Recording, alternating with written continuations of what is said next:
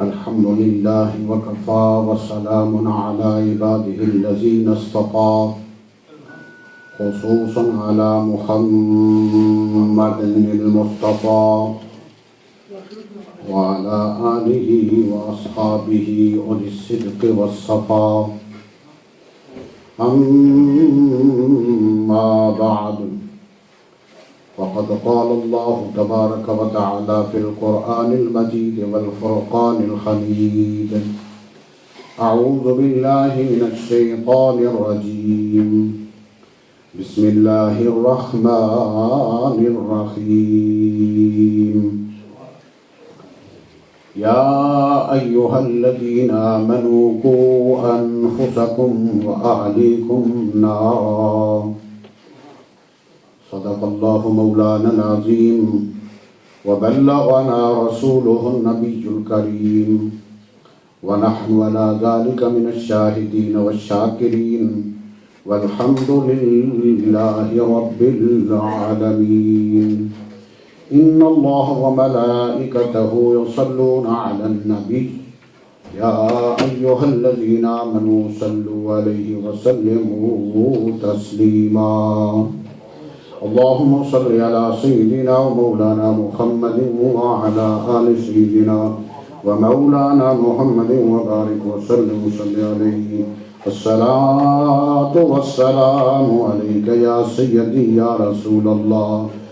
وعلى آلك وأصحابك يا حبيب الله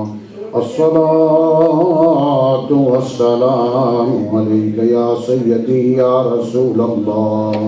وعلى آلك وأصحابك يا حبيب الله الصلاة والسلام عليك يا سيدي يا رسول الله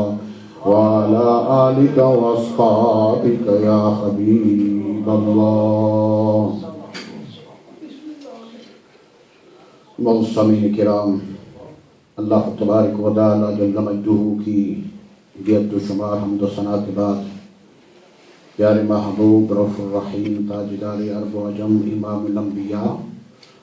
آمنہ کے لال دور مختار شب اسراء کے جولا میرے اور آپ کے پیارے آقا جناب محمد مصطفیٰ صلی اللہ علیہ وسلم بارگاہ میں ہدیہ صلاۃ و سلام پیش کرنے کے بعد عرض خدمت ہے. جمعۃ المبارکہ کا یہ مختصر سا وقت جس کے اندر تأمرون بالمعروف وتنہون عن المنکر کا وقت ملتا ہے، اس کے اندر اپنی طرف سے پوری کوشش کے ساتھ اور پوری لگن کے ساتھ مضمون کو تیار کرنا اور اسے بیان کرنا اپنا فرض سمجھتا ہوں.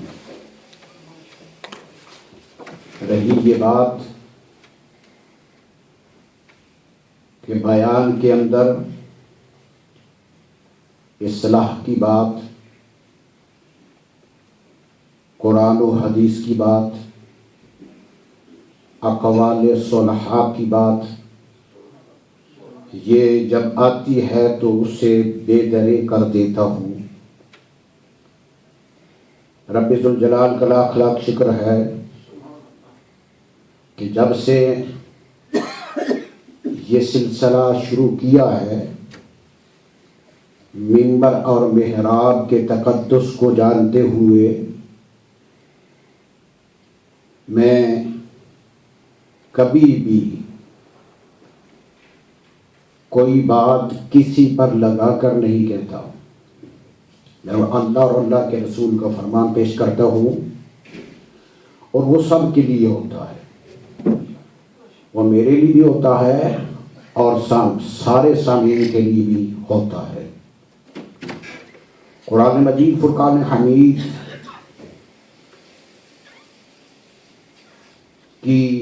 مختصر سی آیت مبارکہ کا ایک حصہ پیش کیا ہے، جس میں اللہ تبارک و تعالیٰ فرماتے ہیں یا ایھا الذین آمنوا قوا انفسکم واہلیکم نارا، اے ایمان والو جہنم کی آگ سے خود بھی بچو اور اپنی اولاد کو بھی بچاؤ۔ یہ مسلمانوں کے لیے یہ اتنا پیارا رول ریگولیشن ہے، اتنا قانون ہے، اتنا مضبوط قانون ہے کہ جس پر چل کر مومن خود بھی اور اپنی اولاد کو بھی جہنم سے بچا سکتا ہے۔ اور حضرت حیدر کرار رضی اللہ تعالی عنہ جن سے ولایت کا سلسلہ جاری اور ساری ہوا، آپ فرماتے ہیں کہ اس کا مطلب یہ ہے کہ اپنی اولاد کو علم اور ادب سکھاؤ۔ قوا انفسکم واہلیکم نارا کا ترجمہ حیدر کرار رضی اللہ تعالیٰ نے فرماتے ہیں کہ اس کا مطلب یہ ہے کہ خود اپنی اولاد کو علم اور ادب سکھاؤ۔ پیارے محبوب علیہ الصلوۃ والسلام کی ذات بھی فرماتے ہیں کہ اپنی اولاد کو علم بھی سکھاؤ اور ادب بھی سکھاؤ۔ تو جس وقت علم و ادب کی بات آتی ہے تو پھر وہ علم جس علم کو یاد نہ رکھا جائے اور پھر یاد کے بعد اس پر عمل نہ کیا جائے تو وہ علم بیکار ہوتا ہے۔ اس علم کی کوئی ضرورت نہیں، وہ کتابیں پڑھنے کی، وہ علم حاصل کرنے کی کوئی ضرورت نہیں جس پر عمل نہیں کیا جاتا۔ تو جس وقت عمل کیا جائے گا تو پھر اس سے سب سے پہلی بات آتی ہے اس کے ادب کی۔ تو ادب ہر چیز کا ادب ہے۔ اسلام کیونکہ آفاقی دین ہے، اس نے ہر ایک چیز کو ایک سیٹ کے اندر سیٹ کر دیا ہے، ایک زاویے کے اندر اسے سیٹ کر دیا ہے کہ کھانے کے بھی آداب ہیں، چلنے پھرنے کے بھی آداب ہیں، سونے جاگنے کے بھی آداب ہیں، اٹھنے بیٹھنے کی بھی آداب ہیں، جگہوں کے آداب ہیں، کتابوں کے آداب ہیں، علم کے آداب ہیں، قرآن پاک کا ادب ہے اور مسجد کا ادب ہے، کعبے کا ادب ہے، روضہ رسول کا ادب ہے۔ تو جس وقت یہ ادب کی دنیا میں آئے گا تو اولاد کے لیے سب سے پہلے ماں باپ کا ادب و احترام ہے۔ اگر ماں باپ کا ادب نہیں کرے گا تو پھر وہ نیکیاں کرے گا، ان نیکیوں سے اسے کچھ نہیں ملے گا، کیونکہ اولاد کے لیے ماں باپ کو کعبہ بنا دیا گیا ہے۔ تو کعبے کا احترام ہر حال میں لازمی اور ضروری ہوتا ہے۔ اور اولاد کے لیے آقا علیہ الصلوۃ والسلام نے فرمایا کہ اولاد کی تعظیم ماں باپ کرے، وہ اس لیے کہ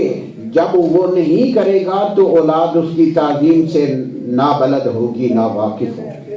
تو جب باپ اور ماں اولاد کی تربیت کے اندر ان پر شفقت کا ہاتھ رکھیں گے، ان کو عزت دیں گے، ان احترام دیں گے، تو وہ بھی ماں باپ کو احترام سے بلائیں گے اور ان کا احترام کریں گے۔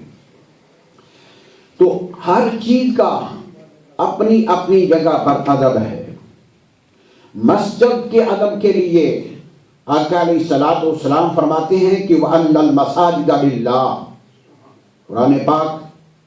ہمیں اس بات پر آگاہ کرتا ہے کہ ساری مسجدیں اللہ کی ہیں۔ وَأَنَّ الْمَسَاجِدَ لِلَّهِ، ساری مسجدیں اللہ کی ہیں،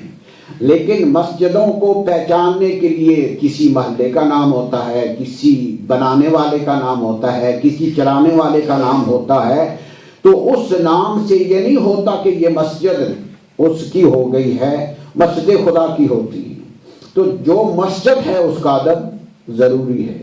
آقا علیہ الصلوۃ والسلام نے فرمایا کہ جو مسجد کے اندر آ کے دنیاوی گفتگو کرتا ہے اس کی عبادت ضائع ہو جاتی ہے، اس کی عبادت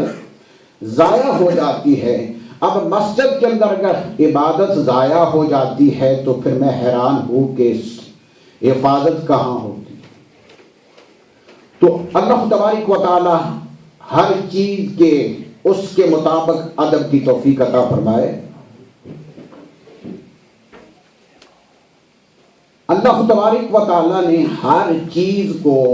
کسی نہ کسی مصلحت کے لیے پیدا فرمایا ہے، کہ خدا نے کسی چیز کو عبث اور بیکار پیدا نہیں فرمایا۔ اگر ایک گندگی کا کیڑا ہے اس کے اندر بھی کوئی نہ کوئی حکمت ضرور ہے۔ ایک گندا کیڑا ہے، گندگی کا کیڑا ہے،